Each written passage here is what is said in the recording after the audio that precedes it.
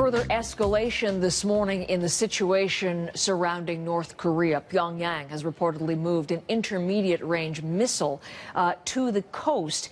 The South, though, at the time saying that there are no signs the North is preparing for a full-scale war, but the United States is not taking chances.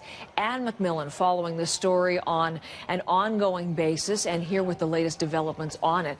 And so those are the moves that we're seeing so far, this placing of a missile on the East Coast. A missile with a considerable range, we're told. What is the word in the South about what's happening to the north of them? It's interesting, Heather, because reports coming out of the South, particularly from Seoul, the Korean capital, South Korean capital, just 50 kilometers from the border with North Korea, suggest most people do not seem unduly concerned about the latest threats.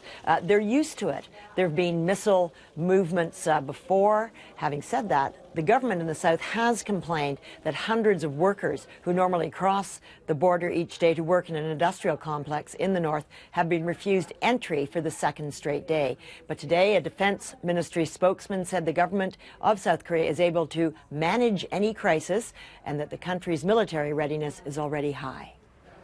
And help us understand the possible motives here. Why is North Korea upping the tension and the rhetoric, but also the actions now against the U.S. and the South?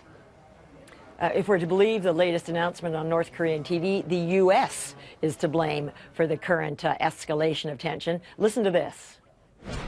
최종적으로 검토 비준된 상태에 있음을 She's saying, we formally inform the White House and Pentagon that the U.S. hostile policy toward North Korea will be smashed by merciless strikes. Now, 40,000 U.S. and South Korean troops are currently staging military maneuvers on the Korean peninsula. The North Koreans claim this could be a cover for a surprise attack. The country is also upset about new sanctions approved by the UN last month. But most analysts here think the main reason for recent threats is to boost North Korea's new leader.